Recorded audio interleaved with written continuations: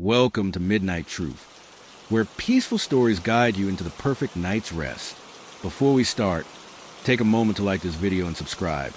It helps me bring more soothing stories to you and others who need them.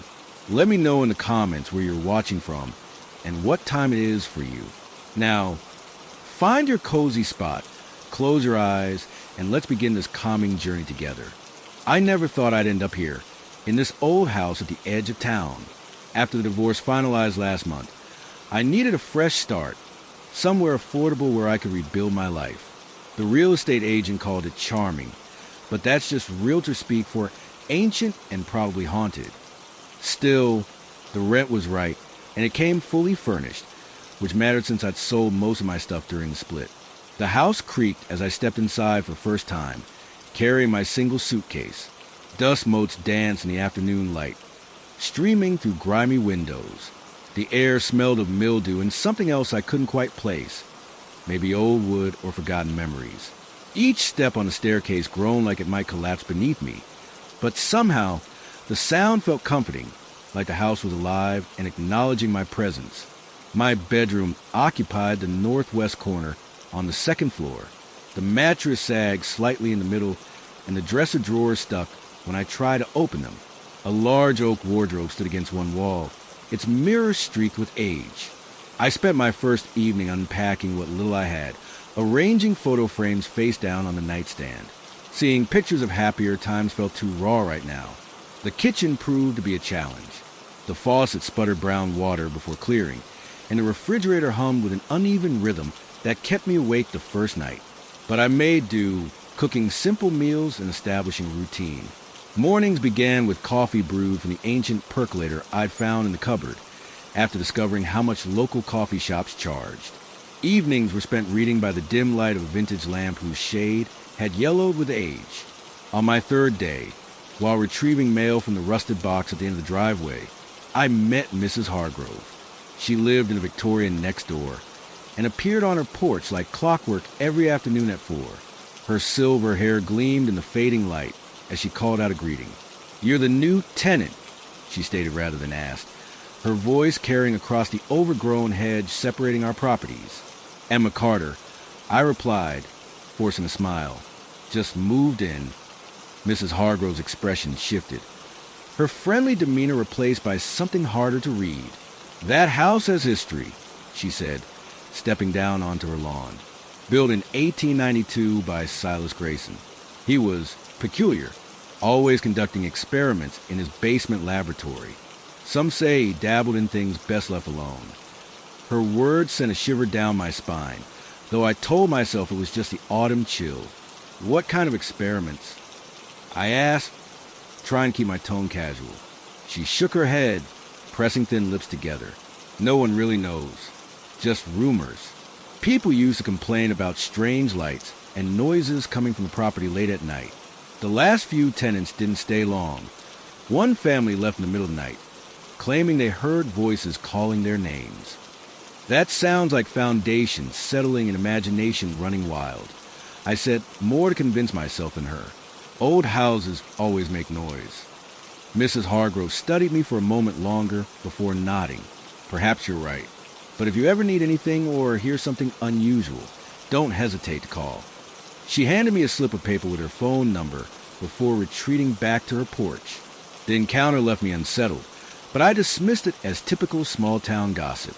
That night, as I lay in bed listening to the house settle around me, I told myself Mrs. Hargrove was just being neighborly. The creaks and groans were normal for a house this age.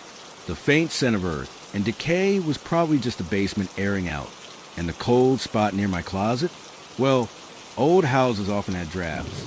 Still, sleep came fitfully that night. Each sound seemed magnified in the darkness. The ticking of the ancient grandfather clock in the hallway, the occasional pop of contracting, the soft whisper of wind through cracks in the window frame. I pulled the covers tighter around me, telling myself these were all perfectly ordinary occurrences. After all, what else could they be? The days settled into a predictable pattern, each one blurring into the next like watercolors bleeding together on wet paper. My mornings began with the same ritual. Wake to the persistent chirping of birds outside my window, shuffle downstairs for coffee, and sit at the kitchen table watching sunlight filter through the warped glass panes. The house continued its symphony of creaks and groans, but these became white noise, background music to my solitary existence. By the end of the first week, I thought I'd cataloged all the house's quirks.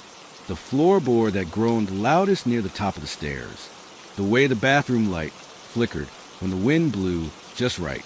The peculiar smell of damp earth that lingered strongest in the northeast corner of the living room. These idiosyncrasies formed a comforting routine, like learning the personality of an old friend. Then came the night everything changed. It started innocuously enough. I'd fallen into bed exhausted after a particularly long day of unpacking boxes I hadn't realized I still possessed. The digital clock on my nightstand read 11:47 p.m. when I drifted off, its red numbers casting an eerie glow across the ceiling. Sometime later, minutes or hours, I couldn't tell, I woke to the distinct sensation of being watched. My heart hammered against my ribs as I stared into the darkness, willing my eyes to adjust. At first, I thought it was just shadows playing tricks on me. The moonlight streaming through the window cast strange patterns across the walls, making the furniture appear distorted and alien. But then I heard it, a soft, rhythmic tapping that seemed to come from the hallway outside my door. Tap, tap, pause. Tap, tap, pause. Like someone hesitating at the threshold, unsure whether to enter. Hello? My voice sounded foreign in the heavy silence. Too loud and too weak all at once. The tapping stopped immediately, leaving behind an oppressive quiet that pressed against my eardrums. I told myself it was probably just the house settling, but my pulse continued to race as I strained to listen for any other sounds. The next morning, I examined the hallway thoroughly, searching for some rational explanation. The wooden floorboard showed no signs of damage or loose nails that might cause such a precise pattern of noise. Yet the memory of those taps lingered in my mind like an itch I couldn't scratch, growing more pronounced with each passing hour. 2 nights later, the temperature in my bedroom plummeted without warning. I woke to find my breath visible in the air, forming tiny clouds that dissipated almost instantly. The cold spot near my closet had expanded, creating an invisible barrier between my bed and the rest of the room. My fingers trembled as I reached for my phone, using its flashlight app to illuminate the darkness. Nothing seemed out of place, but the chill persisted, wrapping around me like icy fingers. These incidents began occurring more frequently, their timing unpredictable yet deliberate. Sometimes it was the sound of footsteps pacing in the attic above my bedroom, their rhythm matching that initial tapping pattern. Other times, I'd catch movement in my peripheral vision, a shadow flitting past the doorway, or the impression of someone standing just beyond the reach of lamplight. Each occurrence left me shaken but unwilling to admit defeat. During daylight hours, I maintained a facade of normalcy. I explored the town, visited the library, even joined a local book club. No one seemed aware of anything unusual about my situation, though several people mentioned how brave I was to live in that old Grayson place. Their comments carried an undertone of unease that matched the growing tension in my chest whenever I returned home.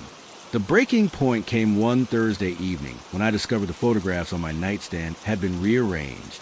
They now faced upward, the smiling faces of my former life staring accusingly at me. Worse still, the glass covering my wedding picture had cracked in a perfect spiderweb pattern, though I was certain it had been intact that morning. My hands shook as I gathered the frames, intending to store them away permanently. That night, unable to sleep, I sat in the living room with all the lights on, clutching a mug of tea that had long gone cold. The house remained silent around me, its usual creaks and groans conspicuously absent. This unnatural quiet proved more unsettling than any noise, filling the space with an expectant tension that made my skin prickle. I began keeping a journal of these occurrences, documenting each incident with meticulous detail. Date, time, weather conditions, my emotional state. Anything that might help identify a pattern or a rational explanation. The entries grew longer and more frequent, filling pages with descriptions of cold spots, unexplained noises, and fleeting shadows that seemed to linger just out of sight. Despite my growing unease, I found myself reluctant to leave. There was something compelling about the house, a pull I couldn't quite explain. Perhaps it was pride, I refused to let fear drive me away so soon after starting over. Or maybe it was curiosity, the journalist instinct that had drawn me to true crime stories in my previous life. Whatever the reason, I stayed, telling myself that understanding the house's behavior would help me conquer my fear. But deep down, I knew the truth. Something was wrong here.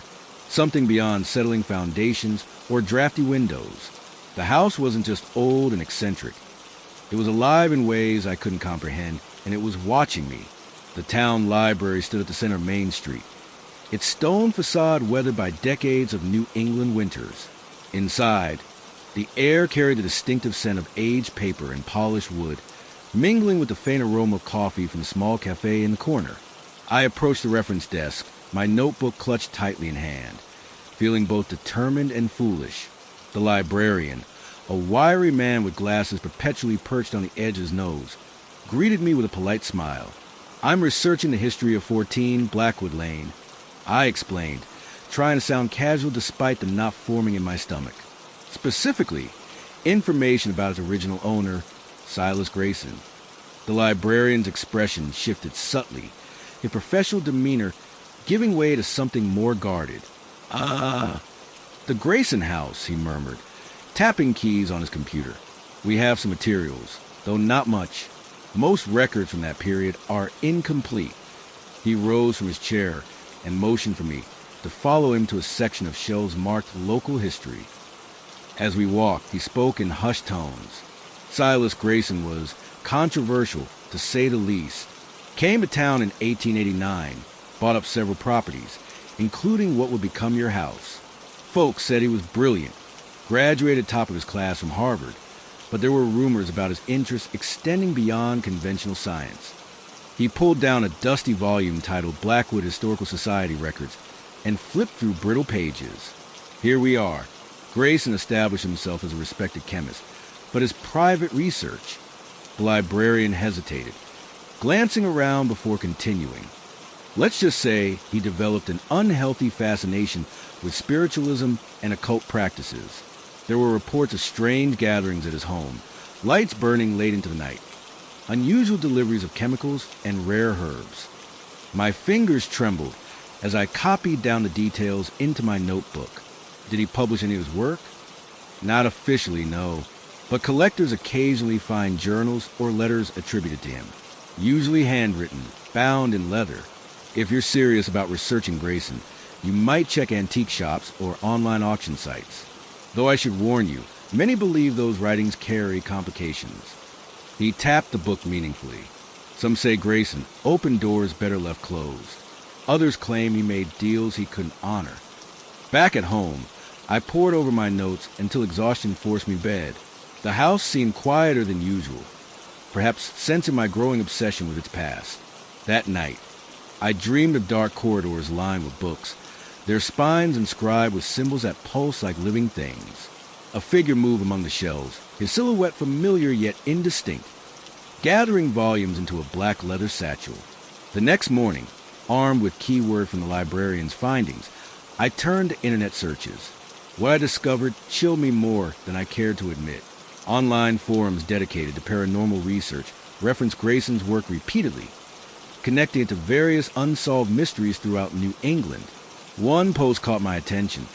A user claimed to have purchased a Grayson journal at an estate sale in Boston, only to experience increasingly disturbing phenomena afterward. Following this lead, I contacted the seller through the auction site's messaging system. His response arrived within hours. To whom it may concern, regarding the Grayson journal, I strongly advise against pursuing this line of inquiry. The text contains rituals and observations that defy explanation. Since selling the book, my family has experienced nothing but misfortune. Please understand, some knowledge comes at too high a price. Sincerely, Thomas W. Despite the warning, I couldn't resist reaching out again, asking if he'd kept copies or photographs of the journal's contents. His reply was immediate and final. No images exist. I burned the book personally. Do yourself a favor. Leave it buried. The message disturbed me deeply, yet it only fueled my determination. I expanded my search to include neighboring towns' historical societies, eventually uncovering a newspaper article from 1903 detailing Grayson's abrupt departure from Blackwood. According to the report, he vanished without warning, leaving behind a basement laboratory filled with strange apparatus and incomprehensible diagrams. Neighbors claimed they'd heard chanting coming from the house late at night, followed by unearthly screams. Most intriguing was a brief mention of Grayson's final known correspondence, a letter to the town council requesting permission to conduct scientific experiments involving electromagnetic fields and human consciousness. The requests have been denied, but not before several council members reported experiencing vivid nightmares and hearing voices after meeting with Grayson. Each new discovery added another piece to the puzzle, painting a picture of a man consumed by forbidden knowledge. Yet the more I learned, the more questions arose. What exactly had Grayson been attempting in that basement laboratory? Why had he chosen Blackwood specifically? And most importantly, what had happened to him after his disappearance? One evening, while reviewing my research notes, I noticed something peculiar. Several sources mentioned a specific date, October 31st, 1903, as significant. Some called it the night Grayson disappeared. Others claimed it marked the beginning of strange occurrences in town. As I cross-referenced these accounts, a pattern emerged. Every 25 years, on that exact date, something catastrophic occurred in Blackwood. The last recorded event fell in 1978, 5 years before I was born. Suddenly aware of the calendar hanging on my kitchen wall, I felt a cold sweat break out across my skin. Today was October 27th. 3 days remained until the anniversary. That night, unable to sleep, I wandered through the house with my flashlight. The basement door loomed at the end of the hallway, its padlock rusted but intact. Something compelled me forward, my bare feet silent against the worn carpet. As I reached for the lock, a sudden draft swept through the corridor, extinguishing my light. In the darkness, I heard it, faint at first, then growing louder, chanting, words spoken in a language I didn't recognize, yet somehow understood. The sound seemed to emanate from everywhere and nowhere, vibrating to the very walls of the house. My flashlight flickered back to life, illuminating symbols carved into the doorframe that hadn't been visible moments before. They pulsed with a sickly green light, matching the rhythm of the chanting. Backing away, I realized the temperature had dropped dramatically, my breath forming clouds in the beam of my flashlight. The symbols began to spread, creeping along the walls like living things, their intricate patterns reminiscent of circuitry or neural pathways. Suddenly, the chanting stopped. In the silence that followed, I heard a new sound, the unmistakable click of a lock disengaging. The basement door swung open inch by inch, revealing absolute darkness beyond. From that void came a voice, speaking directly into my mind. You've been asking questions. Now you'll receive answers. The voice from the basement wasn't merely heard. It invaded my thoughts, wrapping around my consciousness like freezing tendrils. My body froze in place, muscles locked in terror as the darkness spilled forth from the doorway, pooling at my feet like liquid night. The symbols carved into the doorframe pulsed faster, their green light casting grotesque shadows that writhed across the walls. Leave, I commanded myself, but my legs refused to obey. Instead, I found myself taking a step forward, then another, drawn inexorably toward the yawning void. The air thickened with each advancing step, becoming syrupy and resistant, yet somehow propelling me closer to the source of the voice. It wasn't commanding me to enter. It was inviting me, seducing me with promises of knowledge and understanding. As I crossed the threshold, the world tilted sideways. Stairs that had been straight in solid moments before now twisted impossibly, descending in spirals that defied physics. The symbols continued their march along the walls, now accompanied by other markings, equations scrawled in frantic handwriting, diagrams of unknown devices, and anatomical drawings of human brains connected to bizarre machinery. Each image seemed to shift and change when I looked away, rearranging itself into new configurations. The chanting resumed, layered now with other sounds. The crackle of electricity, the hiss of steam, the distant echo of lab equipment. At the bottom of the stairs, which somehow ended much farther away than they should have, I found myself in a vast chamber that couldn't possibly exist beneath my modest home. Rows of workbenches stretched into darkness, covered with apparatus that looked simultaneously archaic and futuristic. Glass vials containing iridescent liquids floated in midair, rotating slowly like planets in orbit. In the center of the room stood a massive device, part machine, part sculpture, constructed from copper tubing, crystal lenses, and what appeared to be human bone. Wires snaked outward in every direction, connecting to panels covered in dials and switches. Above it all hung a sphere of pure darkness, suspended in the air like a miniature black hole, pulsing in time with the symbols on the walls. The voice spoke again, clearer now, resonating from everywhere and nowhere. Silas sought to bridge worlds, to expand human consciousness beyond mortal limitations. He succeeded, but not without consequence. The veil is thinner here, Emma. You've felt it, haven't you? The weight of eyes upon you, the whispers in empty rooms. My flashlight slipped from nerveless fingers, its beam illuminating stacks of leather-bound journals piled haphazardly against one wall. The cover of the nearest volume bore Grayson's name, embossed in gold leaf, though the letters seemed to shimmer and shift when viewed directly. Against my better judgment, I reached for it, feeling the cool leather under my palm. The instant my fingers touched the book, images flooded my mind, not memories, but visions of impossible things. Beings of pure energy shaping reality like clay, dimensions folding into themselves, humans transformed into something greater and more terrible. These are the consequences. The voice continued. Knowledge demands payment. Silas paid with his soul, his mind, his very existence. Those who came after, they glimpsed truths their psyches couldn't contain. Some fled screaming. Others merged. The temperature plummeted further, fogging the air with crystalline frost. From the shadows between workbenches emerged figures, translucent forms that flickered like faulty holograms. Their features were human yet distorted, as if viewed through rippling water. They moved with jerky, unnatural motions, their mouths working soundlessly. One by one, they approached the central device, their forms dissolving into streams of light that fed into the pulsing sphere. I stumbled backward, tripping over unseen obstacles as the visions intensified. Scenes played out before my eyes.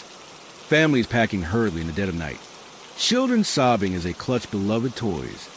A young couple arguing in hushed tones while stuffing documents into a briefcase. An elderly woman praying fervently before pouring gasoline around the basement perimeter. Each memory seared itself into my consciousness, overlapping and intertwining until I couldn't tell where one ended and another began. The voice grew urgent, almost pleading. You can still leave. Ascend the stairs. Forget what you've seen. But know this, once witnessed, the truth cannot be unwitnessed. The symbols will follow you. The whispers will find you. The merging has already begun. Looking down, I saw the symbols from the doorway now etched into my skin, glowing faintly beneath the surface. They spread rapidly, climbing my arms and neck, branching like roots seeking purchase. My reflection in a nearby copper panel revealed eyes that weren't entirely mine, pupils elongated into vertical slits, irises swirling with colors that shouldn't exist. Panic surged through me, overriding whatever force had held me captive. I bolted for the stairs, which mercifully remained tangible beneath my feet. The symbols burned hotter with each step upward, their light cutting through the encroaching darkness. Behind me, the voice raised in protest, becoming a cacophony of overlapping tones that shook the very foundation of the house. Bursting to the basement door, I slammed it shut and collapsed against it, gasping for air that tasted suddenly clean and pure. The symbols on my skin faded gradually, though I could still feel their imprint, like scars beneath the surface. My flashlight lay abandoned below, but dawn's pale light filtered through the windows, banishing the worst of the shadows. For hours, I sat there, trembling uncontrollably, waiting for something to emerge from the basement. When nothing did, I crawled to my bedroom and curled into a ball on the bed, pulling blankets over my head like a child hiding from monsters. Sleep came eventually, but it brought no relief, only more visions of Grayson's experiments, of boundaries shattered and minds broken by forbidden knowledge. When I finally rose late that afternoon, I found the basement door welded shut, its surface smooth and unmarked.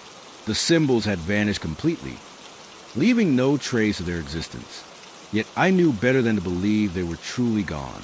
They waited, patient and eternal, beneath the house and within me, seeds planted in fertile darkness.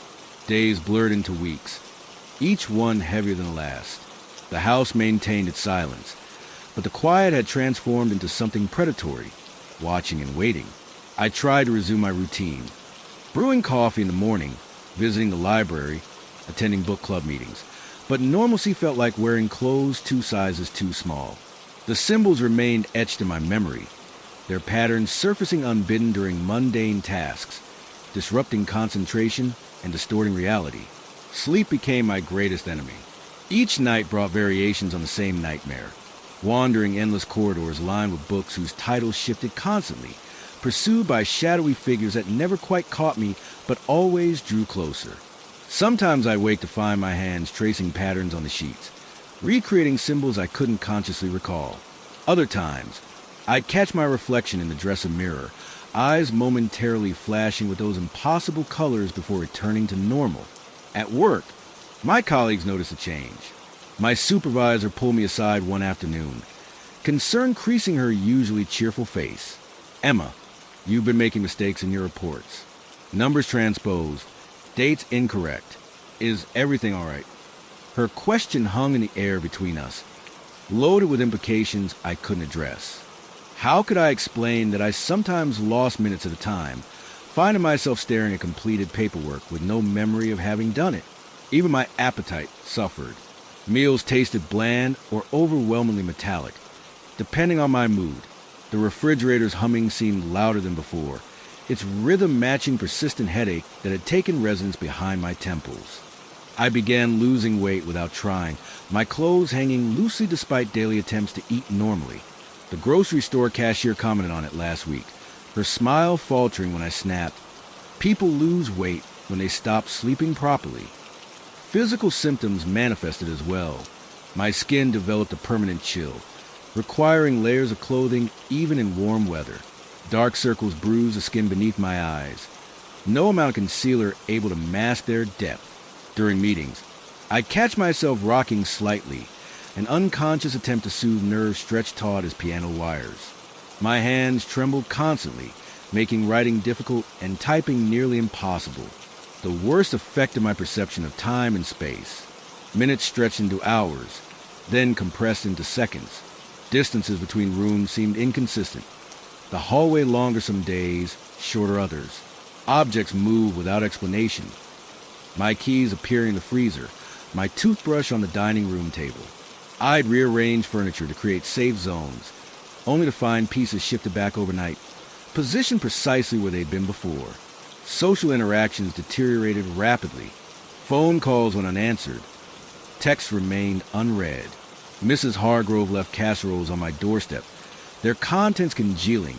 As I ignored them, book club members stopped inviting me to meetings, citing family obligations that rang false. The few friends I'd made in town drifted away, their concerned messages becoming less frequent until they ceased altogether. Paranoia took root and flourished. Every creak of the house set my heart racing. Shadows seemed deeper, more substantial. I began avoiding mirrors, afraid of what I might see reflected there. The grandfather clock in the hallway developed a new habit of chiming at irregular intervals, its tones discordant and jarring. I unplugged it, but the chimes continued, echoing through the house regardless. Research became obsessive, bordering on compulsive. I scoured online databases for information about Grayson's experiments, cross-referencing obscure scientific journals with occult texts. Patterns emerged, connections between quantum physics and ancient mysticism that defied conventional understanding. The more I learned, the more the symbols made sense, not intellectually but viscerally, as if my brain rewired itself to process information differently. Yet with each revelation came increased awareness of the house's true nature. Walls breathed imperceptibly, expanding and contracting like lungs. Floorboards whispered secrets when trod upon correctly. The air carried currents of energy that raised goosebumps on my skin, directing me toward certain rooms or away from others. I began marking safe paths with salt lines, though they never stayed intact for long. My appearance changed subtly but noticeably. Hair grew coarser, developing an odd sheen under certain lights. Nails thickened and curved slightly, resisting trimming.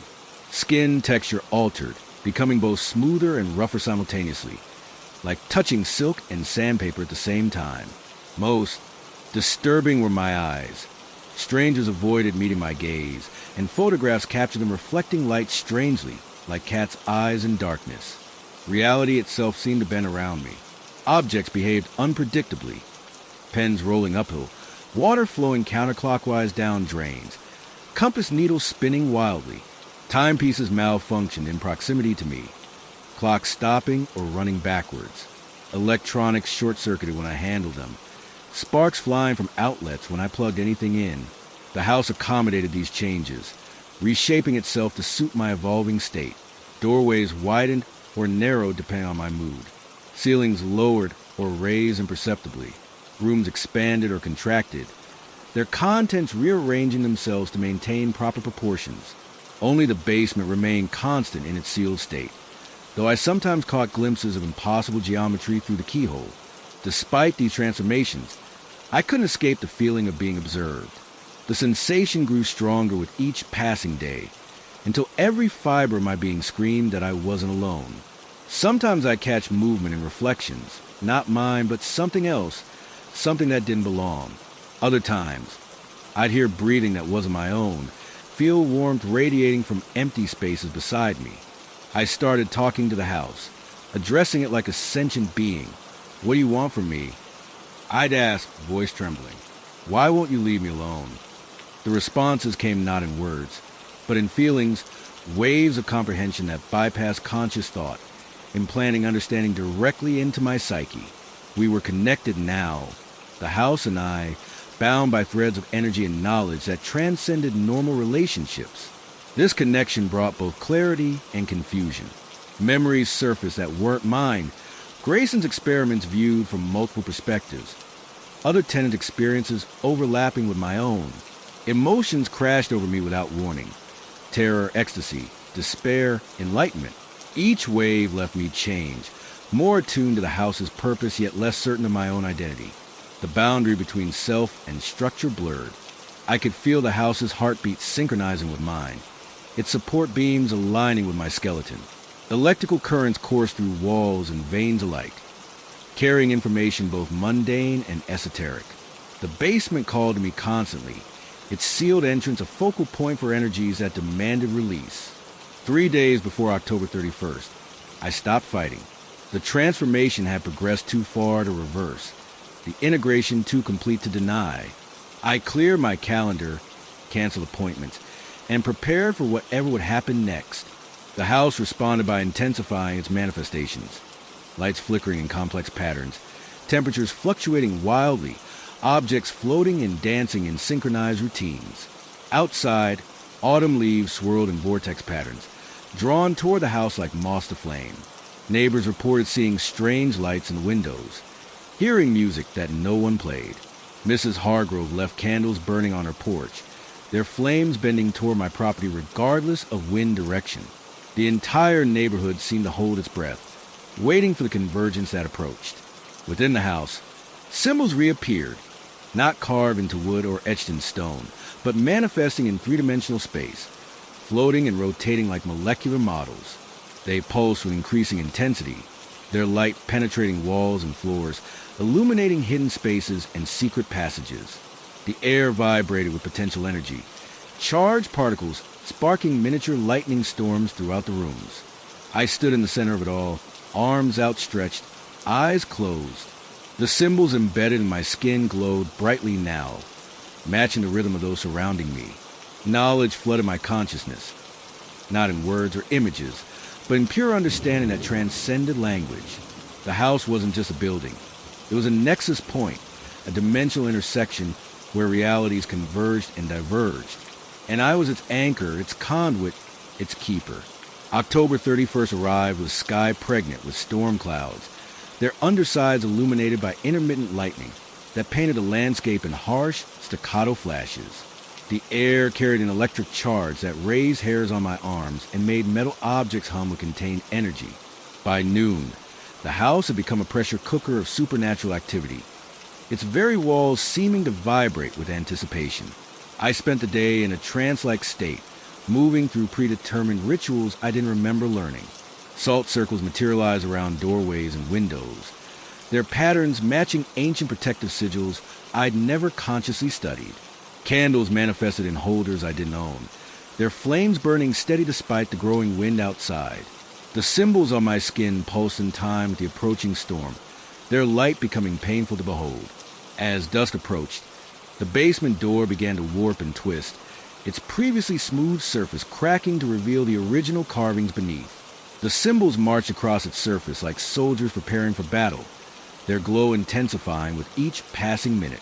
The air grew heavier, pressing against my chest with physical weight.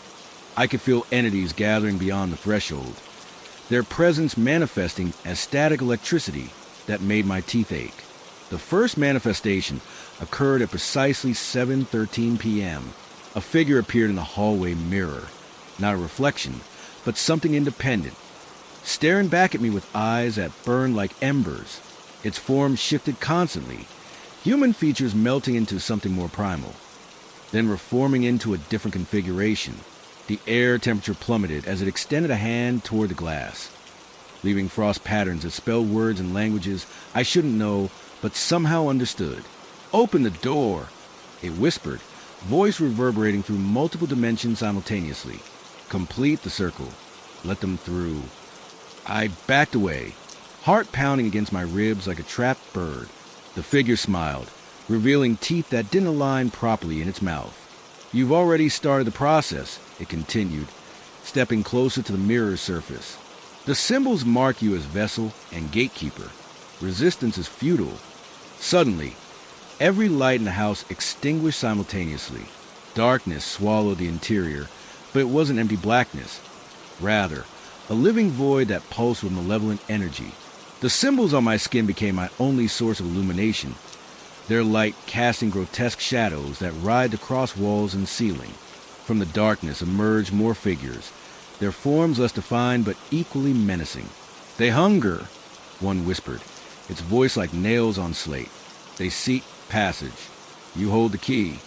The basement door shuddered violently, its frame splintering as something massive pushed against it from the other side. The symbols carved into its surface flared brighter, their light burning my retinas, even through closed eyelids. A low, guttural growl emanated from beyond the portal, accompanied by the sound of claws scraping against wood. "Let them in," the mirror figure urged, now joined by others crowding the hallway. "Accept your role. Become the bridge." My body moved of its own accord, drawn toward the basement door like iron filings to a magnet. The symbols on my skin burned hotter, their light turning from green to an angry red that illuminated the entire house. I could feel the entities converging on me, their collective consciousness pressing against my mind like a physical force. The door exploded outward, sending shards of flying in all directions. A wave of cold air rushed up the stairs, carrying with it the stench of earth and decay mixed with ozone. Shapes emerged from the darkness below, not human, not animal, but something that defied classification. Their bodies flowed and shifted, limbs extending and retracting, features melting and reforming in constant motion. "You are the focus," they chorused, their voices overlapping in a symphony of madness. "The fulcrum upon which worlds balance. Accept your destiny." I fought against compulsion, dropping to my knees as waves of pain washed through me. The symbols on my skin sank deeper, becoming part of my flesh rather than marks upon it. Visions assaulted my mind, infinite corridors stretching in all directions, populated by beings that watched with hungry eyes. Knowledge flooded my consciousness, overwhelming in its complexity and horror. The cycle must continue, the entities intoned, circling closer. Every 25 years, the veil thins, energies converge, realities merge. You are the anchor point, the living equation that maintains balance. Understanding crashed over me like a tidal wave. The house wasn't haunted. It was a containment vessel, designed by Grayson to control and channel forces beyond human comprehension. Each tenant had served as an unwitting component in this cosmic machine, their lives and sanity sacrificed to maintain stability. The disappearances, the madness, the suicides, all part of the process, necessary expenditures to prevent something far worse from occurring.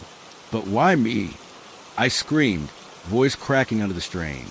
Why now? Because you saw, the mirror figure replied, its form stabilizing into something resembling Silas Grayson. You entered the laboratory. You touched the journals. You activated the mechanisms dormant since my departure. The cycle progresses, whether you accept it or not. The symbols on my skin flared white-hot, their light becoming blinding. I could feel my cells restructuring, DNA rewriting itself to accommodate new parameters. The entities close in, their forms becoming more solid, more defined. Their presence pressed against me from all sides, suffocating in its intensity.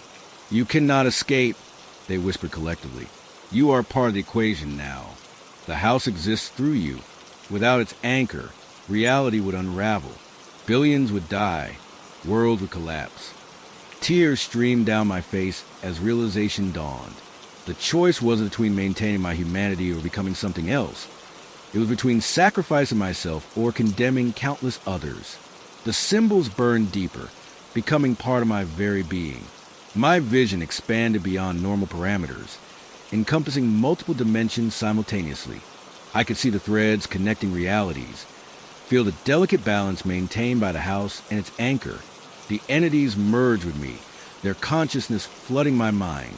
Pain beyond comprehension ripped through every nerve ending as my body transformed, accommodating energies that shouldn't exist in this plane. Bones shifted, organs rearranged, senses expanded beyond human limits. The house responded, its structure realigning to match my new form. When the transformation completed, I stood in the center of a nexus point connecting infinite possibilities. The basement laboratory existed simultaneously in all its iterations, pristine and operational, destroyed and abandoned, theoretical and actual. The device at its center pulsed with power, its sphere of darkness now filled with stars that weren't stars, galaxies that weren't galaxies. Entities moved through the space freely now, their forms stabilized by the new equilibrium I maintained. They regarded me with something akin to respect, acknowledging the sacrifice I'd made. The house breathed around me, its heartbeat matching mine. Our consciousness merged into a single entity spanning dimensions. Through the chaos, I retained fragments of my former self, memories, emotions, desires. Enough to understand what I'd become, but not enough to regret it. The symbols had become my essence, their patterns dictating my existence. I could feel the next cycle approaching, 25 years distant, when another anchor will be required to maintain balance.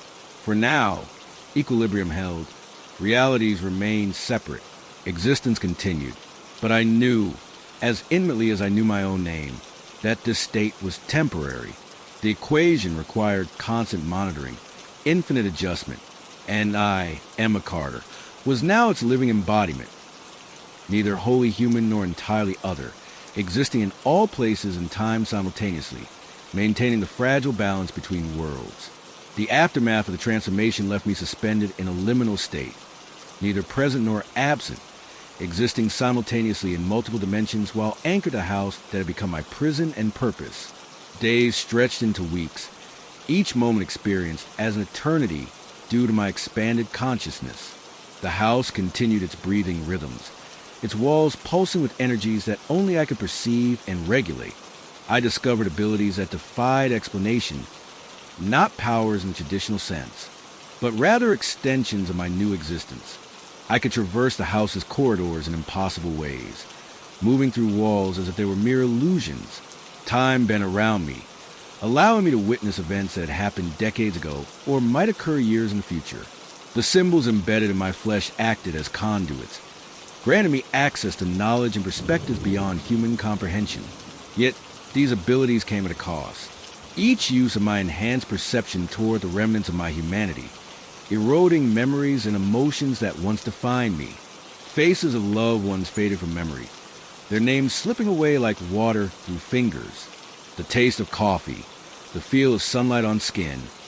These simple pleasures became distant echoes, replaced by the constant hum of dimensional energies and the weight of maintaining cosmic balance. The entities remained ever-present. Their form stabilized but still unsettling. They moved through the house like ghosts made manifest, their purposes opaque, yet somehow familiar to my transformed consciousness. Sometimes they communicated directly, their thoughts pressing against mine with overwhelming intensity. Other times they simply observed, their multiple eyes tracking my movements with an intelligence that bordered on worshipful reverence. My physical form continued to change, adapting to its new role. My reflection in mirrors showed something both recognizable and alien, features that shifted between human and something else entirely. My hands glowed faintly with the same energy that pulsed through the house's walls, fingertips occasionally sparking with miniature lightning storms. Food and drink became unnecessary, though I sometimes prepared meals out of habit, watching them remain untouched on the counter for hours before dissolving into nothingness. The house itself evolved in response to my transformation. Rooms rearranged themselves constantly, creating spaces that defied Euclidean geometry. Staircases led to impossible locations. Doors opened into dimensions that shouldn't exist. The basement laboratory expanded infinitely downward, its machinery humming with power that resonated through every atom of my being. The sphere of darkness at its center now contained entire universes, their light bending and warping in patterns that made my multiple eyes ache. Outside, the neighborhood reacted to the changes in subtle ways. Plants grew twisted and stunted within a 100-yard radius of the property. Birds avoided flying overhead, creating a permanent gap in their usual flight patterns. Mrs. Hargrove maintained her vigil on her porch, but her gaze never quite met the house anymore, as if she could sense the altered reality emanating from within. Occasionally, I caught glimpses of other neighbors performing protective rituals they didn't consciously understand. Salt lines on thresholds, charms hung in windows, whispered prayers to forgotten gods. Communication with the outside world became increasingly difficult. When I tried to speak, my words emerged distorted, layered with meanings that confused listeners. During rare attempts to interact with delivery drivers or utility workers, their faces would pale, and they'd retreat quickly, muttering about bad reception or wrong address. Even phone calls resulted in static-filled conversations where neither party could quite hear or understand the other. Despite these challenges, fragments of my former self persisted. Late at night, when the house rested between cycles of energy maintenance, I found myself drawn to the few remaining photographs I hadn't destroyed. Their images blurred and shifted, showing different versions of people I'd known, alternate lives we might have lived, choices not taken. These moments of nostalgia brought both comfort and pain, reminding me of what I'd sacrificed while simultaneously reinforcing the necessity of my current state. The entities began assigning me tasks, minor adjustments to local reality, containment of rogue energies, mediation between conflicting dimensional forces. Each mission took me deeper into the house's labyrinthine structure, revealing chambers and passages that had been invisible during my human existence. Some rooms contained artifacts from Grayson's experiments, devices that still functioned despite their age, books whose pages turned without wind, crystals that pulse with colors unknown to human vision. Through these explorations, I uncovered more about Silas Grayson's true purpose. His journals, now readable to my transformed consciousness, revealed that he'd intended to create a permanent bridge between dimensions, believing humanity could evolve by accessing higher planes of existence. But something had gone wrong. Perhaps his calculations were incomplete, or maybe he'd underestimated the entities he sought to control. Regardless, his experiment had created the need for anchors like myself, beings who could maintain the delicate balance he disrupted. The realization brought mixed emotions. On one hand, I understood the importance of my role in preventing catastrophic reality collapses. On the other, I recognized that Grayson's ambition had essentially created a prison, not just for me, but for all subsequent anchors who would follow. Each 25-year cycle would demand another sacrifice, another human consciousness, subsumed by the house's needs. As October passed into November, I began experiencing what could only be described as bleed-throughs, moments when the barriers between dimensions weakened enough for ordinary humans to perceive the house's true nature. Street lights flickered erratically within a 3-block radius. Car alarms triggered without cause. Local pets refused to go outside after dark. The library reported books returned themselves to shelves, their pages marked with symbols that appeared overnight. These incidents increased in frequency and intensity, culminating in a series of emergency calls to the fire department about strange lights emanating from the house. When firefighters arrived, their equipment malfunctioned spectacularly. Radios emitting deafening feedback, flashlights projecting beams that bent at impossible angles. They retreated quickly, later reporting unexplained electromagnetic phenomena in their official report. The attention worried me. While I could maintain the house's secrets from casual observers, sustained investigation might reveal more than I could conceal. The entities share my concern, their normally calm presence becoming agitated whenever official vehicles approach the property. Together, we implemented additional protections. Sigils that shimmered into existence on exterior walls, wards that redirected prying eyes, temporal distortions that made time seem to pass differently for those near the house. Yet these measures couldn't completely mask the growing instability. The 25-year cycle wasn't merely a convenient interval. It represented the maximum duration a single anchor could maintain equilibrium before burning out. Already, I felt the strain, moments when concentration faltered, when dimensional boundaries wavered dangerously. The house responded by intensifying support, its energies wrapping around me like a cocoon, but I knew this was temporary. Sooner or later, another would take my place, experiencing their own version of my transformation. This knowledge weighed heavily, especially during quiet moments when the house rested between its endless maintenance cycles. I found myself drawn to the attic, where Grayson's personal effects remained stored. Among yellowed letters and faded photographs, I discovered traces of the man behind the experiments, his hopes, his fears, his ultimate hubris.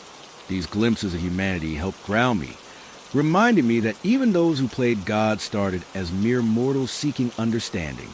But understanding came at a price. As December approached, bringing longer nights and colder temperatures, I felt the house preparing for winter, its energies consolidating, its defenses strengthening. The entities gathered closer, their forms becoming denser, more focused. They whispered constantly now, their voices overlapping in complex harmonies that resonated through every particle of my being. "You are doing well," they assured me, their praise carrying undertones of expectation. "The equilibrium holds. The cycles continue. But remember, you are not alone. Others have walked this path before you, and others will follow." Their words brought little comfort.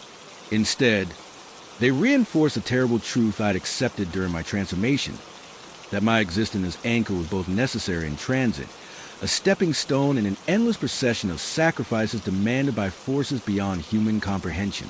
The winter solstice marked a significant shift in the house's behavior, its energies aligning with celestial mechanics in ways that defied conventional physics. I observed this transformation through senses that had evolved far beyond normal human capabilities, perceiving the house's structural integrity as a living tapestry of interwoven dimensions, each thread vibrating at frequencies that corresponded to specific cosmic alignments. During these observations, I discovered patterns emerging in the house's activities, cyclical rhythms that correlated with lunar phases, planetary conjunctions, and solar activity.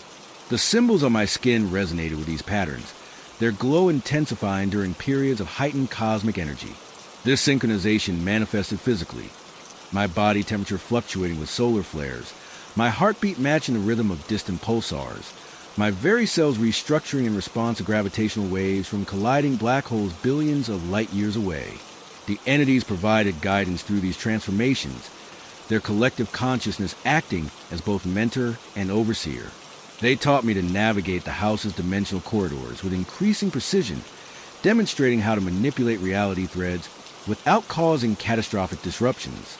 These lessons often left me physically and mentally exhausted, requiring days of recovery in the house's core chamber, where ambient energies restore my depleted reserves. Through these experiences, I developed a deeper understanding of the house's true purpose. It wasn't merely a containment vessel or dimensional gateway. It served as a living equation, constantly recalculating the variables that maintain reality's fragile stability. Each room represented a different aspect of this equation, the attic housing variables related to time, the basement containing constants associated with space, the main floors managing coefficients of probability and causality. The most disturbing discovery came during an exploration of the house's foundation. Beneath the visible structure lay an infinite network of tunnels and chambers, each containing devices that defied explanation. Some resembled quantum computers constructed from materials that shouldn't exist. Others looked like biological organisms engineered to process information at impossible speeds. All were connected by streams of pure energy that flowed like rivers through solid rock. These foundations house what I came to understand as the house's source code. Fundamental algorithms written in a language that combined mathematics, mysticism, and something entirely alien. The symbols on my skin proved to be keys to this code, allowing me to read and modify equations that govern reality itself. With each adjustment, I felt the weight of responsibility increase exponentially, understanding that a single miscalculation could unravel everything. The house's defenses evolved in response to my growing abilities. Previously passive protections became active systems, responding to potential threats with increasing sophistication. Windows displayed scenes that changed based on observer intent, showing either peaceful domesticity or terrifying otherworldly landscapes. Doors materialized or disappeared depending on who approached, their positions shifting to maintain optimal security configurations. External manifestations became more pronounced as well. Snow accumulated differently around property, forming patterns that matched the house's internal symbols. Frost created intricate designs on windows that changed with atmospheric conditions, displaying warnings or status updates visible only to those attuned to the house's frequencies. The air itself seemed to vibrate with harmonic resonance, creating soundscapes that varied based on proximity and intent.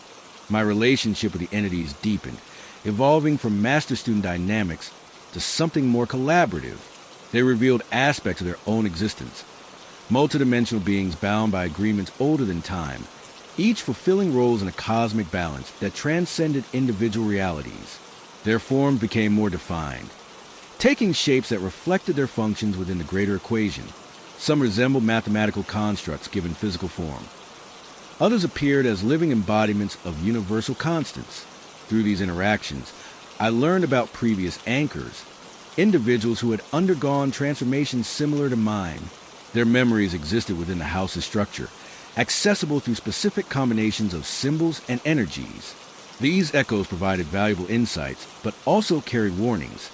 Cautions about overextending abilities, reminders of the psychological toll inherent in maintaining such vast responsibilities. The house's influence extended beyond its physical boundaries, affecting local reality in measurable ways. Weather patterns diverged significantly within a 5-mile radius, creating microclimates that defied meteorological explanation. Electronic devices experienced anomalies proportional to their distance from the property. Cell phones losing signal, GPS systems providing incorrect coordinates, digital clocks displaying impossible times. Even gravity behaved differently, requiring subtle adjustments to prevent noticeable effects on neighboring structures. Most troubling were the instances of reality bleeding, moments when dimensional barriers weaken enough for ordinary humans to perceive underlying truths. These incidents range from minor, streetlights casting impossible shadows, to major, entire buildings momentarily disappearing from view. Each occurrence required immediate attention, forcing me to prioritize responses based on potential consequences. As February approached, bringing longer daylight hours, I noticed changes in my perception of time itself. Hours stretched or compressed depending on the house's needs, days blending together in continuous cycles of maintenance and adjustment. My connection to linear time weakened, replaced by awareness of multiple temporal streams flowing simultaneously. Past, present, and future became fluid concepts, accessible through different areas of the house's structure. This expanded temporal awareness revealed patterns in the house's operations that previously eluded detection. Certain maintenance cycles correlated with historical events, wars, natural disasters, technological breakthroughs. Others aligned with astronomical phenomena, supernovae, comet appearances, planetary alignments. The house seemed to anticipate these events, preparing defensive measures or implementing protocols designed to minimize their impact on local reality. The entities explained that this predictive capability resulted from the house's position as a nexus point, a convergence of infinite possibilities where probabilities manifested as tangible energies. By monitoring these energies, the house could identify potential disruptions and initiate preemptive actions to maintain stability. My role involved interpreting these energy patterns and implementing appropriate responses, balancing competing demands while preserving the delicate equilibrium. This responsibility weighed heavily, especially during periods of intense activity. Major astronomical events required constant vigilance, forcing me to divide my consciousness across multiple dimensions simultaneously. The strain manifested physically, my form becoming increasingly ethereal, my connection to human limitations weakening with each passing day. Yet through these challenges, I gained deeper understanding of the house's true nature and my place within its grand design. The realization dawned gradually that the house wasn't just maintaining balance between dimensions. It was actively shaping reality according to parameters established by forces beyond comprehension. Each adjustment, each protocol implementation, contributed to an ongoing process of reality refinement, a cosmic evolution guided by principles that transcended individual existence. Understanding this purpose brought both clarity and conflict. While I recognized the necessity of my role, part of me rebelled against the implications, that free will might be an illusion, that every choice and consequence followed predetermined paths within an infinitely complex equation. The entities acknowledged these concerns but offered no reassurance, stating simply that such questions were beyond their purview, and perhaps beyond any being's capacity to answer definitively. As spring approached, bringing renewed growth and change to the world outside, I found myself contemplating the next 25-year cycle. The house's energy suggested preparation already underway, subtle shifts indicating the approach of another transformation. Entities whispered of candidates, individuals whose lives intersected with the house's influence in ways that made them suitable successors. The thought of someone else undergoing what I had experienced filled me with equal parts relief and dread, knowing that another consciousness would soon bear this terrible burden while I transitioned to whatever state awaited anchors who completed their cycles. March arrived with a fury of storms that battered the region, but within the house's protective embrace, I witnessed weather patterns behaving in ways that defied scientific explanation. Lightning strikes converged above the property, forming geometric patterns that matched the symbols embedded in my skin. Rain fell in precise formations, creating liquid maps of dimensional boundaries across the landscape. Wind currents swirled in complex vortices, their movements corresponding to the house's internal energy flows. The entities grew increasingly agitated, their forms shifting rapidly between multiple configurations. They spoke in urgent tones about approaching convergence points, moments when cosmic alignments would test the house's defenses to their limits. Through their guidance, I began implementing additional protocols, weaving new layers of protection into the house's structure while strengthening existing barriers. The basement laboratory transformed dramatically, its machinery humming with unprecedented intensity. The sphere of darkness at its center expanded, absorbing and processing energies from multiple dimensions simultaneously. Crystals embedded in the device's framework pulsed with light that fractured into impossible spectra, illuminating hidden aspects of reality that made my multiple eyes ache with their complexity. Above ground, the house's architecture responded to these changes, rooms rearranging themselves to optimize energy distribution. Walls became permeable membranes, allowing controlled bleed-throughs of otherworldly energies that manifested as aurora-like displays across interior surfaces. Floorboards resonated with harmonic frequencies that caused objects to levitate and dance in synchronized patterns, their movements reflecting the house's internal calculus. Outside, the neighborhood experienced escalating anomalies. Cars parked near the property developed mysterious malfunctions, engines refusing to start, electronics displaying garbled data, tires slowly deflating despite intact seals. Plants within a quarter-mile radius exhibited accelerated growth patterns, their forms twisting into unnatural shapes that suggested exposure to unknown radiation. Animals avoided the area entirely, creating a widening perimeter of absence that concerned local wildlife experts. Mrs. Hargrove maintained her vigil on her porch, but her demeanor had changed noticeably. She performed protective gestures with increasing frequency, tracing symbols in the air that matched those carved into the house's foundation. Her eyes, when they occasionally met mine through windows, held depth of understanding that suggested she become more than just a concerned neighbor, perhaps a guardian aware of her role in maintaining the larger equilibrium. Emergency services received multiple reports of strange occurrences near the property. Claims of ghostly apparitions walking through walls, disembodied voices speaking in unknown languages, objects moving without apparent cause.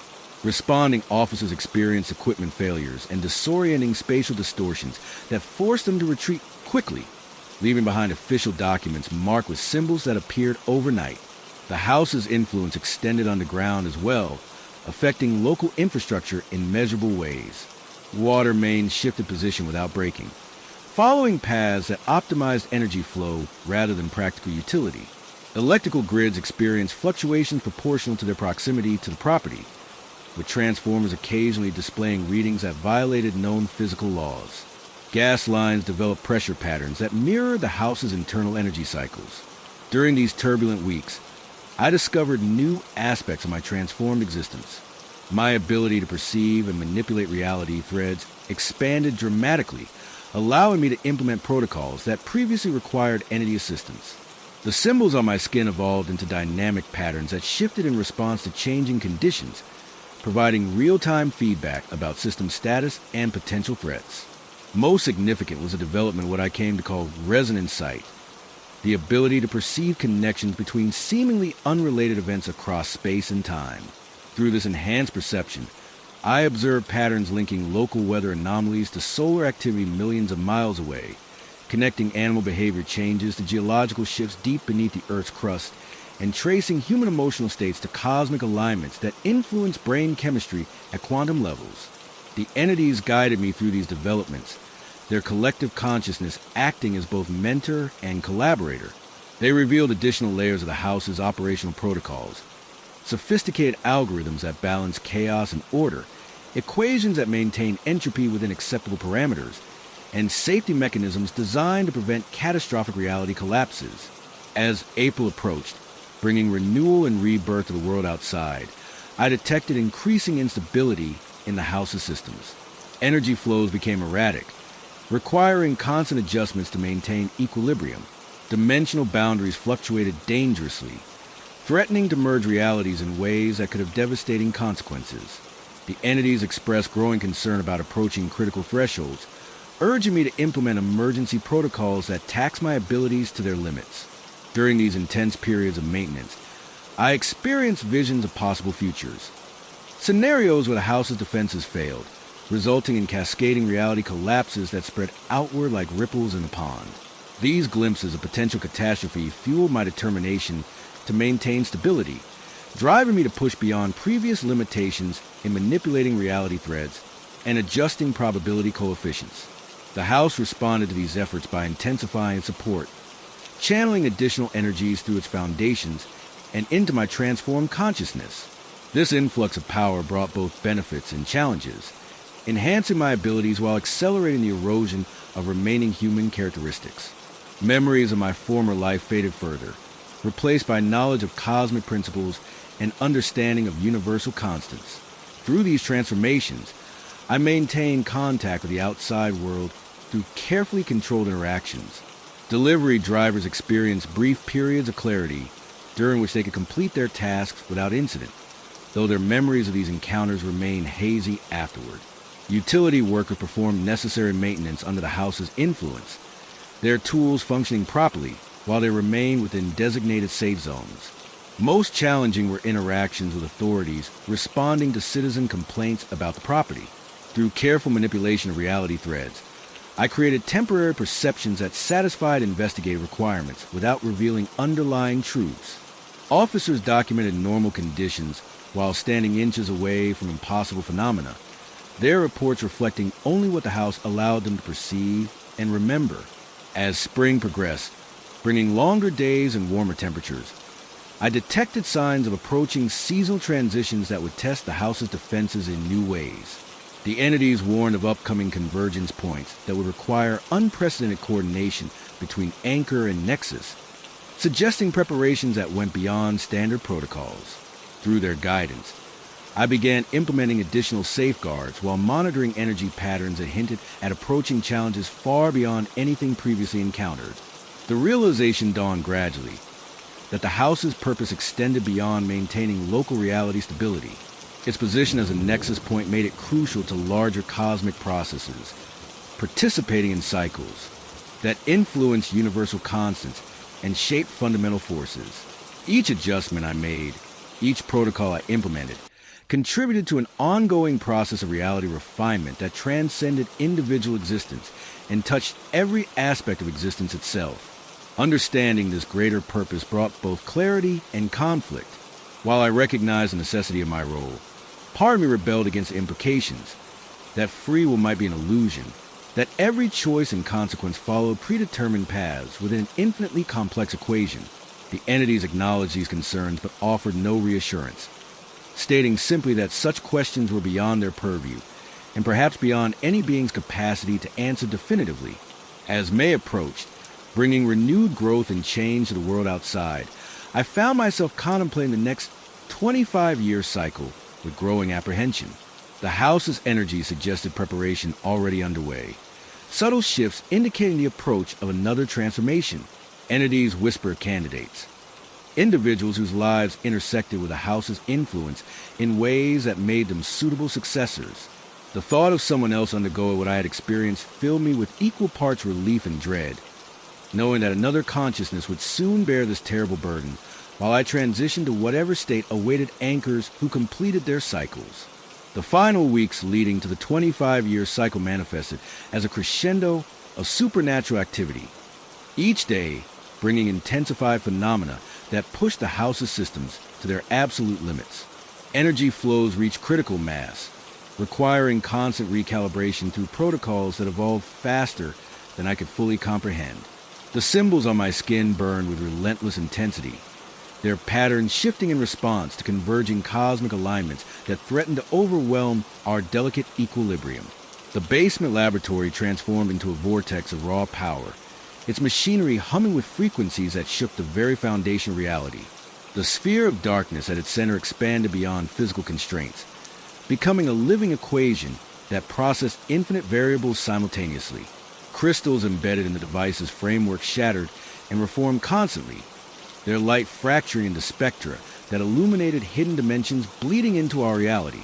Above ground, the house's architecture responded with unprecedented volatility. Walls dissolved and reformed in impossible configurations, creating spaces that defied Euclidean geometry. Floors rippled like liquid mercury, their surfaces displaying patterns that predicted approaching reality shifts. Ceilings stretched toward infinity, revealing glimpses of alternate dimensions where different versions of myself maintained similar anchors in parallel houses. Outside, the neighborhood experienced escalating manifestations of the house's influence. A perfect circle of dead grass surrounded the property, its diameter expanding daily. Streetlights within a 3-block radius flickered in complex sequences that matched the house's internal symbols. Buildings bent slightly toward the nexus point, their structures warping in response to gravitational anomalies that conventional instruments couldn't detect. Mrs. Hargrove's transformation accelerated dramatically. Her silver hair turned pure white overnight, and her eyes developed an iridescent sheen that reflected impossible colors. She performed elaborate rituals on her porch, tracing symbols in the air that caused visible disturbances in local reality. Her voice, when she occasionally spoke to me through windows, carried multiple layers of meaning that resonated through different temporal streams simultaneously. Emergency services responded to increasing reports of paranormal activity, but their investigations yielded only fragmented evidence that disappeared upon documentation. Officers experienced time dilation effects that aged them visibly during brief exposures to the house's influence. Firefighters reported seeing flames burn in impossible colors, while attempting to investigate electrical disturbances that defied conventional explanations. The house's underground influence reached critical levels, affecting local infrastructure in ways that suggested approaching system failure. Water mains shifted positions without breaking, following paths that optimized energy distribution rather than practical utility. Electrical grids experienced cascading failures that reset themselves instantaneously, leaving behind residual charges that affected electronic devices for miles around. Gas lines developed pressure patterns that mimicked the house's internal energy cycles, causing appliances to function erratically regardless of their distance from the property. During these chaotic weeks, my transformed existence reached new levels of integration with the house's systems. The boundary between my consciousness and the nexus point blurred completely, allowing me to implement protocols that previously required direct entity intervention. The symbols on my skin evolved into living circuits that process information at quantum speeds, providing real-time analysis of converging energies and potential collapse points. Most significant was the emergence of what I termed dimensional awareness, the ability to perceive and manipulate connections between infinite realities simultaneously. Through this enhanced perception, I observed patterns linking local phenomena to cosmic events occurring across multiple timelines. Weather systems responded to my thoughts, shifting patterns to optimize energy flow. Plant growth accelerated in controlled directions, their form suggesting exposure to unknown forces that affected cellular structure at fundamental levels. The entities maintained constant communication, their collective consciousness merging with mine in ways that transcended traditional interaction. They revealed additional layers of the house's operational protocols, sophisticated algorithms that balance chaos and order across dimensions, equations that maintain entropy within acceptable parameters regardless of local conditions, and safety mechanisms designed to prevent catastrophic reality collapses that could affect infinite possibilities simultaneously. As June approached, bringing summer storms and intense heat, I detected approaching convergence points that would test every aspect of the house's defenses. Energy flows became erratic, requiring simultaneous adjustments across multiple dimensions. Reality boundaries fluctuated dangerously, threatening to merge worlds in ways that could have devastating consequences for infinite possibilities. The entities expressed growing concern about approaching critical thresholds, urging me to implement emergency protocols that tax my abilities beyond previous limits. During these intense periods of maintenance, I experienced visions of possible futures that expanded beyond linear time. Scenarios where the house's defenses succeeded or failed across infinite probabilities, resulting in cascading reality shifts that affected existence itself. These glimpses of potential outcomes fueled my determination to maintain stability, driving me to push beyond remaining limitations in manipulating reality threads and adjusting probability coefficients across multiple dimensions simultaneously. The house responded to these efforts by channeling unprecedented amounts of energy through its foundations and into my transformed consciousness. This influx of power brought both enhanced abilities and accelerated erosion of remaining human characteristics. Memories of my former life faded completely, replaced by knowledge of cosmic principles and understanding of universal constants that transcended individual existence. Through these transformations, I maintained minimal contact with the outside world through carefully controlled interactions.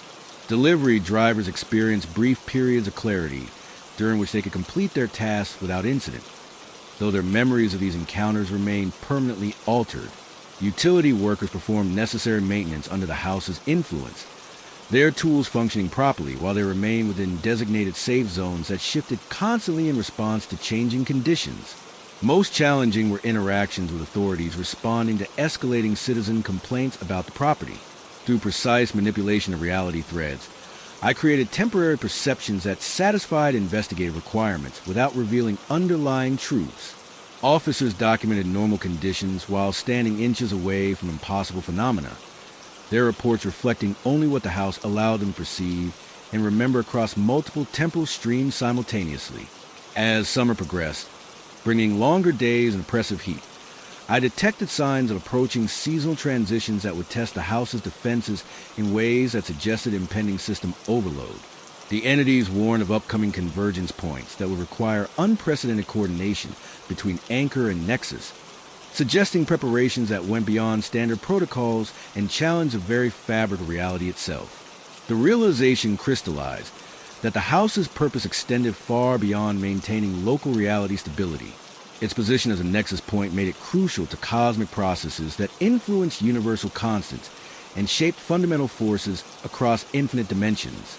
Each adjustment I made, each protocol I implemented, contributed to an ongoing process of reality refinement that touched every aspect of existence itself, transcending individual consciousness and affecting infinite possibilities simultaneously. Understanding this greater purpose brought both profound clarity and existential conflict. While I recognize the absolute necessity of my role, part of me rebelled against the implications.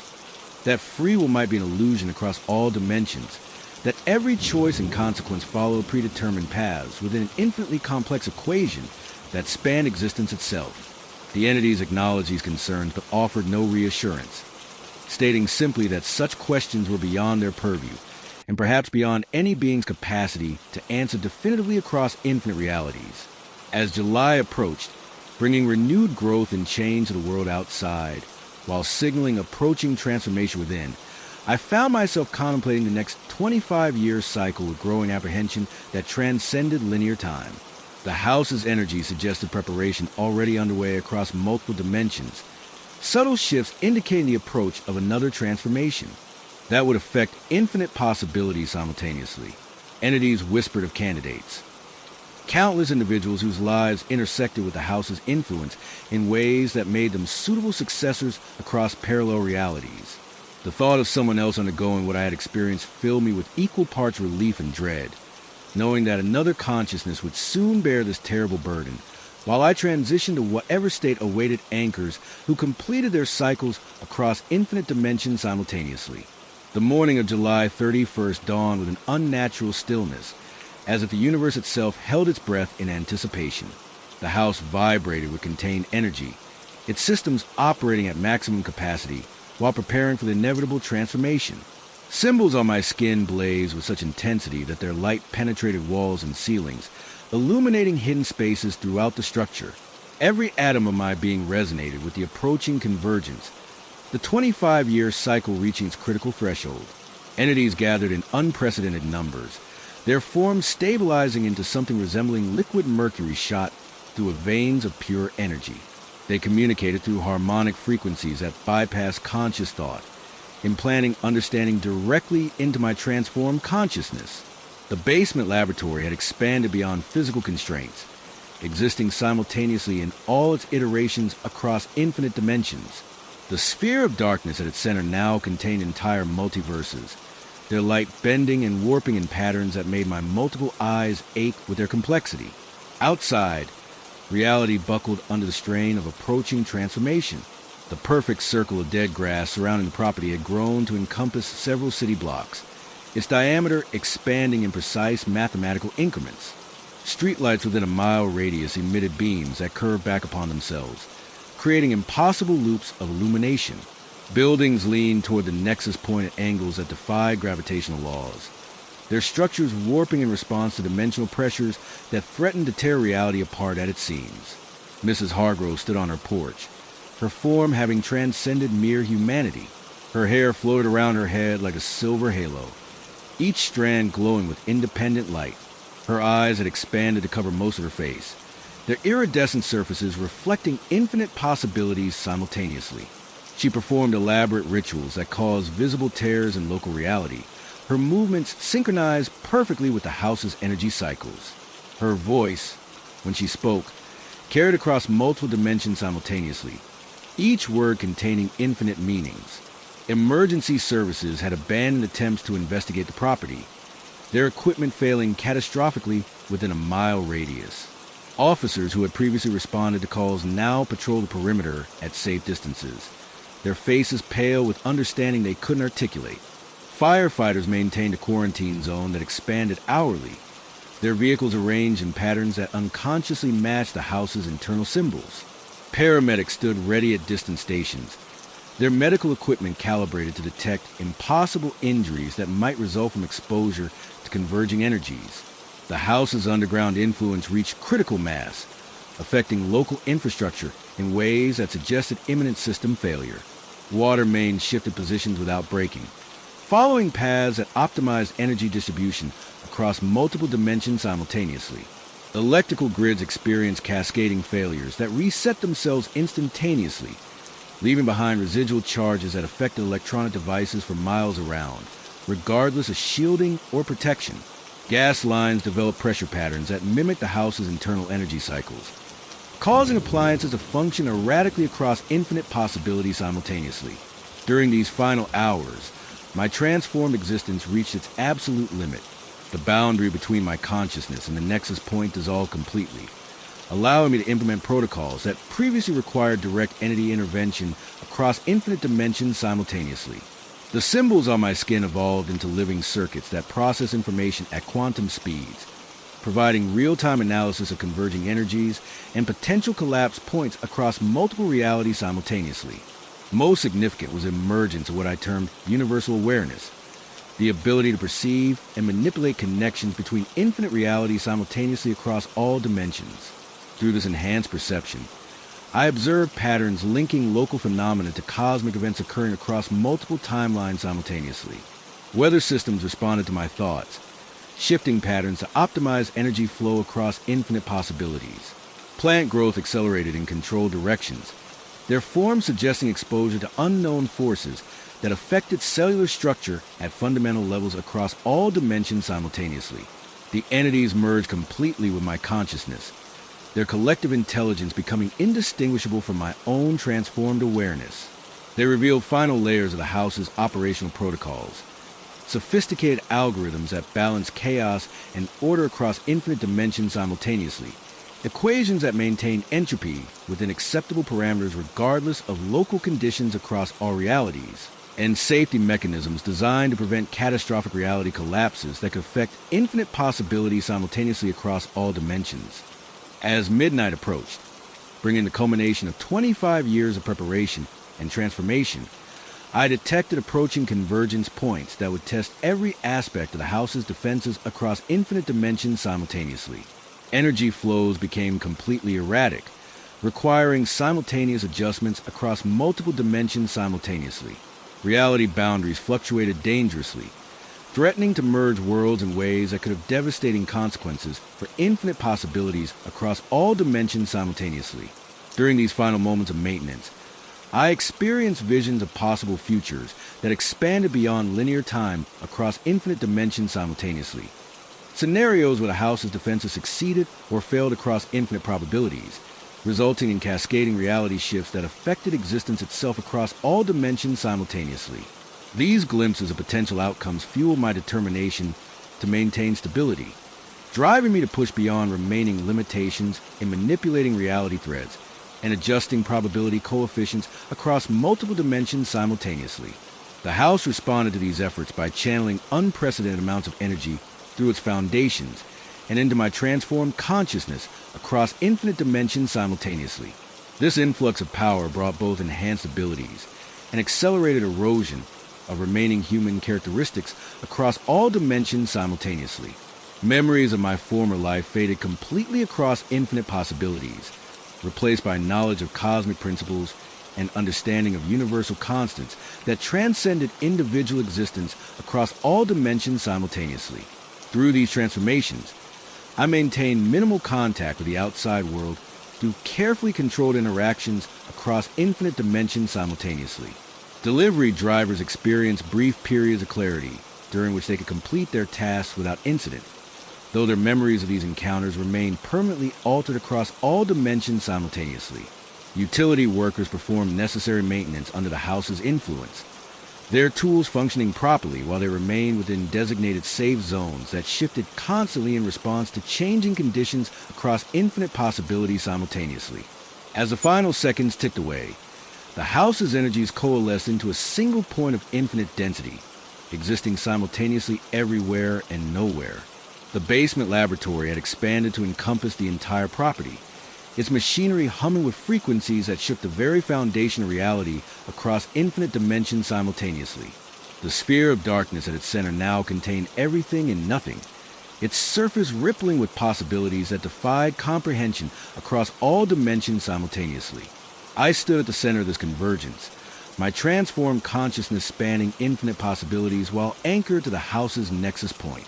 The entity's collective intelligence merged completely with my awareness, our purposes indistinguishable from one another across all dimensions simultaneously. The 25-year cycle had reached its absolute limit, demanding transformation that would affect infinite realities simultaneously across all possibilities. As the clock struck midnight, reality itself bent to the breaking point. Dimensions merged and separated in rapid succession, creating impossible geometries that existed simultaneously in all states of being. Time flowed backward and forward simultaneously, past and future converging in a single moment that lasted eternity across infinite dimensions simultaneously. Space folded upon itself, creating pockets of existence that defied all known laws of physics across all possibilities simultaneously. In this moment of absolute transformation, I understood the true nature of my existence. Not as Emma Carter, not as anchor or guardian, but as a living equation that maintained balance across infinite dimensions simultaneously. My consciousness expanded to encompass all possibilities, my purpose transcending individual identity, to become something greater and more terrible than I could have imagined across all dimensions simultaneously. The house, the entities, and I became one, a nexus point that existed simultaneously everywhere and nowhere, maintaining equilibrium across infinite realities, while preparing for the next cycle of transformation that would affect infinite possibilities across all dimensions simultaneously. As the 25-year cycle completed, another began immediately. Its energies already gathering for the next transformation that would demand another sacrifice, another consciousness to become anchor and equation across infinite dimensions simultaneously. I stumbled to the front door, my legs barely supported my weight as I collapsed onto the cracked sidewalk. The cool night air felt alien against my skin, which still glowed faintly with residual energy. Behind me, the house stood silent and dark, its windows reflecting moonlight like blank eyes staring into infinity. For the first time in 25 years, I couldn't feel its presence pressing against my consciousness. But freedom came at a cost. The symbols etched into my flesh hadn't faded completely. Their outlines remained visible beneath the surface, pulsing intermittently with a light that seemed to come from somewhere beyond normal vision. My hands trembled uncontrollably, not from fear or exhaustion, but from a withdrawal of energies that had become as essential to my existence as breath or blood. Every cell in my body screamed for the connection I'd severed, the cosmic balance I'd maintained. The neighborhood appeared unchanged at first glance, yet subtle differences assaulted my senses. Streetlights burned steadily without flickering, their light failing to bend or warp as it once had. The air carried no trace of ozone or otherworldly energies, just a mundane sense of cut grass and distant traffic. Most disturbing was the silence. Not the absence of sound, but the lack of dimensional harmonics that had formed the background noise of my existence for so long. Mrs. Hargrove's house remained dark, her porch empty of its usual guardian. I called out, my voice cracking with the shoes, but received no response. The protective ward she'd maintained had vanished along with her presence, leaving behind only faint traces of salt patterns that sparkled briefly under streetlights before dissolving into nothingness. Her transformation had been real, her role as neighborhood sentinel genuine, yet her disappearance suggested she too had reached some kind of threshold or transformation point. Walking proved more difficult than expected. My feet seemed to sink into the pavement with each step, as if gravity had become heavier or reality more substantial. Objects maintained their positions without shifting, their form stable and unchanging, a concept that now felt profoundly alien. The sensation of moving through space without resistance from multiple dimensions pressing against me left me disoriented, almost seasick. Reaching Main Street, I encountered other pedestrians, ordinary people going about their evening routines, unaware of what had transpired mere blocks away. Their gazes slid past me without recognition, their minds unable to process the residual energies that still clung to my transformed consciousness. Phones rang, cars honked, and neon signs buzzed with electricity that remained confined to its intended purpose rather than bleeding into other frequencies. Attempts to communicate proved futile. Words emerged distorted, layered with meanings that confused listeners. At a convenience store, the clerk stared at me with widening eyes as my order came out as a series of harmonic frequencies rather than spoken language. Cash refused to remain in my hands, fluttering to the